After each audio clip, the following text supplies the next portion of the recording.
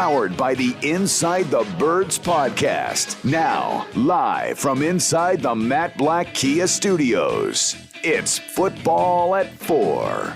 Football at 4 is powered by the Inside the Birds podcast. Adam Caplan, Jeff Mosher, of course, all their work over at InsideTheBirds.com as well. Adam Caplan is back joining me, Josh Hennig, for Mike Gill on a happy hour Friday. Happy Memorial Day weekend to all of you traveling down to the shore, as we got some interesting NFL news that just popped off earlier in the day. Plus, we're going to focus on some of the players who are under the microscope as we are just weeks away from the start of training camp. And Adam Caplan is back on a Friday edition of Football at 4. Adam, welcome in. How you doing today? Josh, I hope you're doing well. Yeah, it is a great weekend, obviously. For most people who are able to have some time off. But, yeah, it's funny. So with the DeAndre Hopkins news, we discussed it. Jeff and I were talking about it, but for potentially discussing it. But earlier this week, we're like, look, he's not being traded, so it's a moot point. And there was no real thought that he was going to be released because the general manager, Monty Ossenfort, was pretty definitive when he was asked at the end of the draft because he was unable to trade him. They were trying to. The real story, Josh, is they were trying to move him for a while, and during and before the draft, they just couldn't work it out. So they resigned to the fact he'd be on the football team. But though I'm not sure exactly why they did it now. We did that interview on the I Am Athlete podcast, right? And he talked about very openly about who he'd like to play for if he gets moved or released or whatever. That I just know the way front offices are. That's not when you're trying to rebuild the football team and rebuild the face of the franchise. And the Cardinals have had a very bad offseason for many reasons, and they need to get some positivity going. And when your star receiver is talking about playing for other teams, I don't know if that's going to go over well with Monty Ossenfort, their general manager, who just took over a tough situation. But the bottom line is now he is now free at 4 p.m. Eastern, which it is. He is now free. And you just have to look at the Eagles situation. And I put this on our agenda today. I want to talk about this because I know people talk about, well, why would the Eagles win and they have Brown and Smith and Goddard? And I get that, but here's the reason why.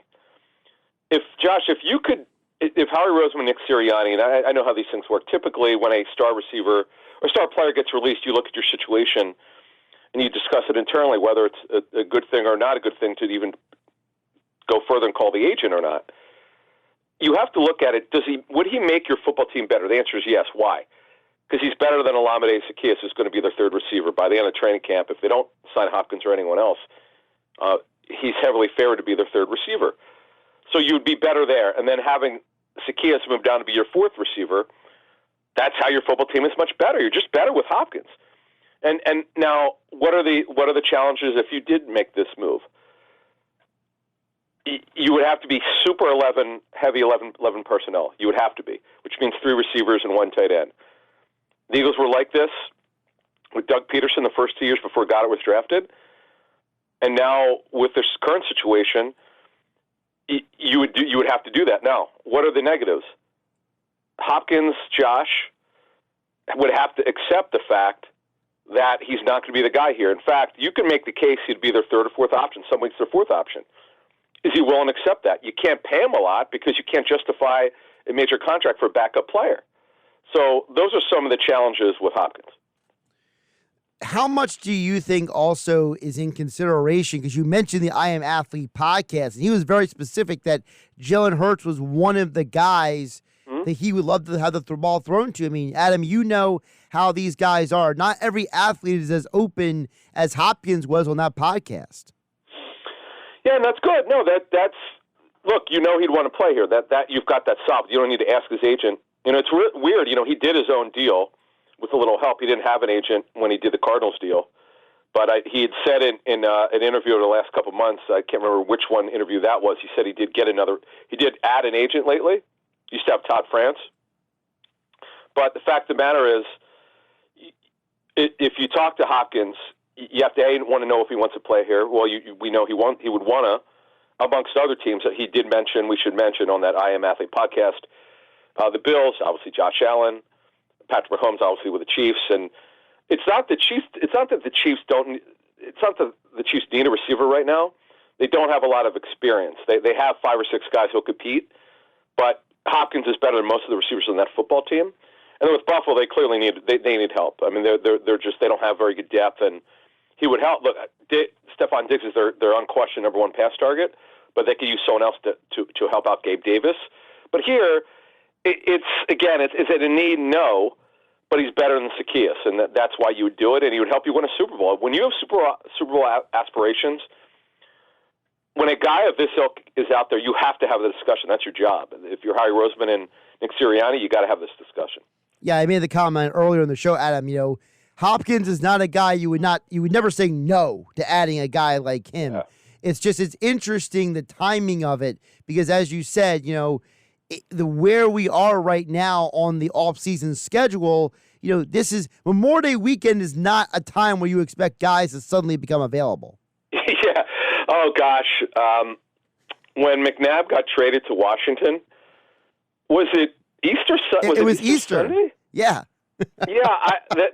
You made me think when you brought that up because I was actually, and I'm someone who I don't really take real vacations. I take working vacations, and Comcast Sportsnet had called me and said, "Hey, would you be willing to come in to talk about the trade?" And I was down the shore, and I was like, "Man, I really don't want to do this because it's one of the few times I love going to the shore." And I was like, "All right, I'll do it."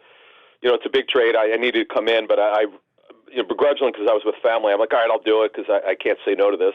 It's a good opportunity." And I just remember as you talked about the timing of it.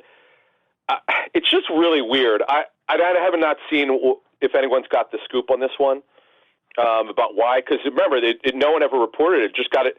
Big stories like this, it's very rare that they're not reported by somebody. The fact that it didn't get out and they just announced it is shocking to me, to be honest. Because I'm on the Cardinals Twitter and I go, wait a minute, they just announced this. No one reported it. What's going on here? Right. So yeah, it caught a lot of us by surprise. To be honest with that, you're absolutely right. Good point with the timing. It's really strange. Adam Caplan here, Football at 4, powered by the Inside the Birds podcast. I'm sure Adam and Jeff will have more on this on the next edition of the pod. Adam, let's look at some of the players under the microscope this offseason. Some interesting guys. We'll start on the offensive side of the ball.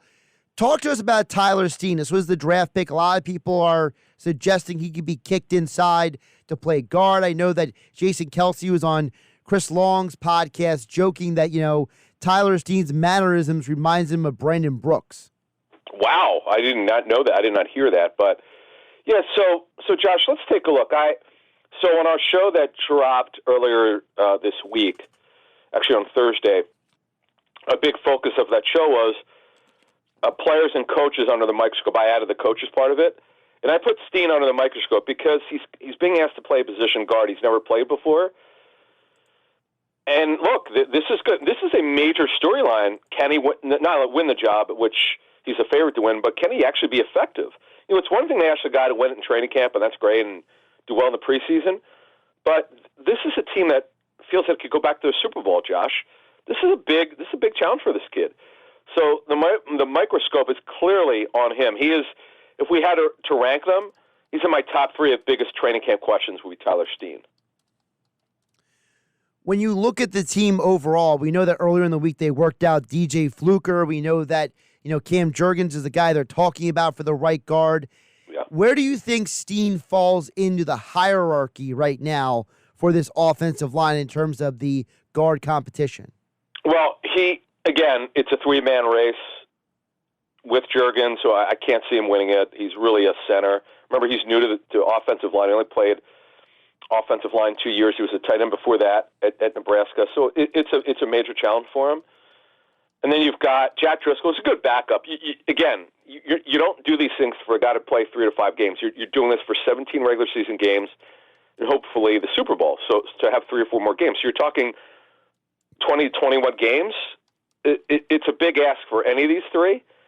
But they believe Steen has the body. He's stronger than you think. He doesn't have the arm length to play left tackle. He's less than 33-inch arm length. Which is really not, for a guy who's 6'6", it's really small. It's really short, and they think he's got the toughness to play inside.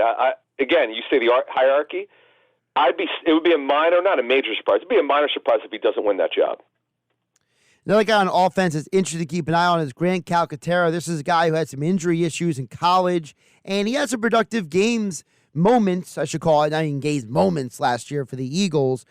Speaking of tight end, we know Dallas Goedert, he is the top of the heap. He is the man, but how does Calcaterra fit in with the rest of the guys?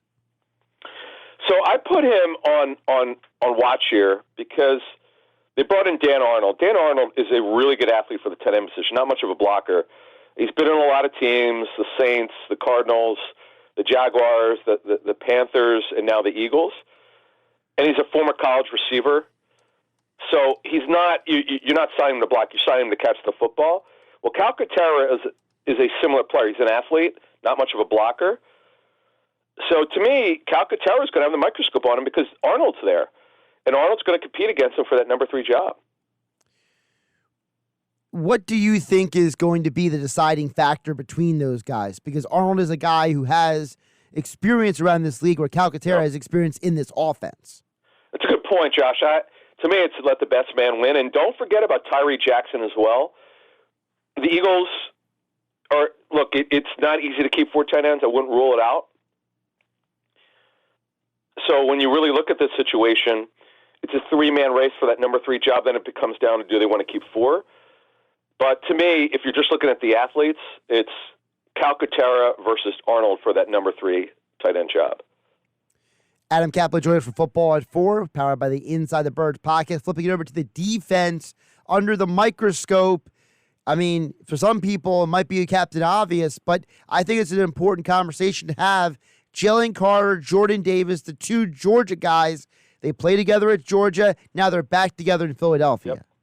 In fact, if we had to rank who's under the biggest microscope, Jalen Carter's number 1, Tyler Steen is number 2 because he's being asked to play a position he's not played before, and Jordan Davis number 3. Jalen Carter, to me, because of his off-the-field concerns, which are significant, can he not only stay on the straight and narrow, stay in good physical shape, and handle himself as a professional at this level. That to me, because look, the Eagles took a big risk here. As we said on our show when it happened, for a team like the Seahawks to pass on them in 5, who've taken risks on players for years, and by the way, the number 1 need for the Seahawks, and it wasn't even close coming to the draft, was defensive tackle, and they passed on him. So the Eagles are taking a risk here. So I'd put Carter 1, Steen 2, and Jordan Davis. It's simple. We had said on our show for the last 2 months that we've heard that he showed up in really good shape, much better shape, but that doesn't guarantee you anything, Jordan Davis. How's his conditioning? It's one thing to lose weight, but how's your conditioning? How's your endurance? We're not going to know that until at least a week into training camp. Everything we've heard is good, but look, the bullseye's on him. He's got to be better than he was. He was not very good before he had the high ankle sprain. Every once in a while he'd flash, but we had noted on our tape study shows that too often he got stood up, and that can't happen. So that to me, again, he certainly is under the microscope. We know at Georgia they had a lot of rotations with those guys. None of the guys, Carter, Davis, any of them, played heavy snaps. So what is a realistic expectation for these guys now with the Eagles who also like to rotate? Now, I would say, Josh, I know the Eagles will have some depth, but they don't really have many guys who could play nose, depending on how they want to shade them. But the bottom line is this. The Eagles gave up significant compensation. Let's not forget to draft him last year to trade up. If he doesn't play at least 40% of snaps if he's healthy, that to me is severely disappointing. So to me, he's got to be a factor. Yeah, that you're right. They're going to have a rotation between Cox, Carter, Davis, Milton Williams are your top 4, Kentavious Street, and Ojomo. They'll keep 5. The question is, will they keep 6? In our show we did a week ago where we did our 53, our defensive 53, I've got Ojomo on the roster for now. Obviously, things could change. But Jordan Davis has got to be a factor. Trading up for guys they did, Josh, for him not to be a factor, that would be painful. That would be a major disappointment. But from what I've heard, the kid really, we talked about this on our show on Thursday, he's really taking the responsibility of being a factor this season seriously. But again, until we get into late July and early August, we're not going to quite know where he's at. Another position group under the microscope is safety. You lost both of your starters from last year. Epps went to the Raiders. C.J. Gardner-Johnson went to Lions. Now you got Terrell Edmonds, who used to play for the Steelers, and rookie Sidney Brown, who was an interesting player at Illinois. They're both coming in to the safety situation with a new D coordinator. Right, and both are projected to start. That's why I've got on my list of players under microscope, because Edmonds has never been a very good coverage safety. He's very average. He could cover tight ends, but he's average at it, I'm told. And then you got Sidney Brown, who did cover tight end because he played in the box, and if the tight end was there, he covered him. But they didn't ask him to play downfield at all. He was played very close to the line of scrimmage. Very physical, smart, tough player. He's athletic. It's just he's going to be asked to do some things he's not done before, Josh. So he's going to be under the microscope. The Eagles are going to have to be patient with him. They don't really have anyone else. Reed Blankenship's good back, but he's not a starter. And Justin Evans, he missed the better part of 3 seasons where he was with teams, but he didn't play because of injury. So you can't count on him. And look, they're reshaping the safety position. Let's call it like it is. They don't quite know what they have yet. They really like Sidney Brown. They're expecting a lot out of him, but it's kind of a wait-and-see situation. I know Sean Desai is also under the microscope, so if I can merge these two together, Adam, talk to the audience about what you know about Desai and his defense and what that means for these safeties. Yeah, so I've got Brian Johnson and particularly Sean Desai even more under the microscope because Desai is going to run the Fangio scheme. That's staying the same as we understand it. He'll run his version of it, as we were told last year, as I mentioned this on our show, that no Fangio disciple runs exactly what Vic does. They run their version of it, but it's close. Look, they're going to run that system. It's just their way of doing it, which is going to be different. So the question is, what is Desai going to do differently than Jonathan Gannon, his predecessor? Gannon, despite the hate that some fans have for him, did a pretty good job. Not great, but very good. He was very solid. There's no question about it. Yeah, the one issue that is, I think, legitimate when people criticize him, because the tape shows it, in the Fangio system, you pick and choose when you blitz. You don't blitz a lot. That's the secret sauce of the Fangio system. You do it with 4-man pressure generally. So when he blitzes, does he understand when to do it? It's play calling is an art, Josh. It's not something that, like, you could be taught it. You could try to learn, but when you're on your own, you got to do it. And I talked to John DeFilippo, the former Eagles quarterbacks coach who worked with Desai 1 year in Chicago. He said he's pretty impressed. He didn't know him. But when John was the quarterbacks coach and he had decided on the other side, he said, look, the guy's a pretty sound coach. He said, did a good job. So running the Fangio system, by the way. But again, he's different talent here, and quite frankly, they're more talented up front than they were with Chicago when he was there.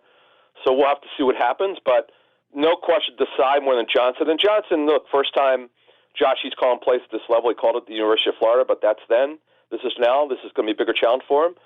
But as we noted on our show this week, he's going to have a lot of help. He's going to have 2 guys this year primarily. It's going to be Nick Sirianni and Kevin Patullo, as one source called him, the secret sauce of the game planning during the week. And it's going to be interesting to see because, again, you got 2 new coordinators. Before I let you go, Adam, you mentioned about Johnson, but how important is it that now this is going to be multiple years for Hurts, even though it's not the same person calling the plays in Steichen, it's still the same system for Hurts. Yeah, and that's the thing. In fact, he talked about that, Josh.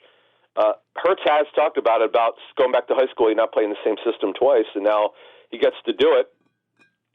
Really, for 3 straight seasons, he's going to be able to be in that system. And in his second, remember now, this is his 3rd full year as a starter, and he gets to play in the same system. So this is a good thing. Now, and remember, Brian Johnson and Hurts go way back to his high school days. He's known the family and Jalen since then. So it's good. Look, and one thing, as we've mentioned on Inside the Birds, the Panthers were very interested in Brian Johnson as a potential offensive coordinator, but they were told he was not going to be available.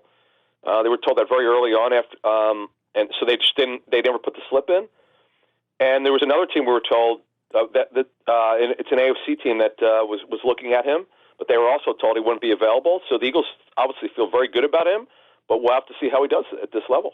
For more on the players and coaches under the microscope, check out the Inside the Birds podcast. Like, subscribe, share with your friends, give it the 5-star review. Follow Adam on Twitter at Caplan NFL, and he will be back next week with us for Football at 4 here on the Sports Bash. Adam, great stuff today. All right, Josh, thank you.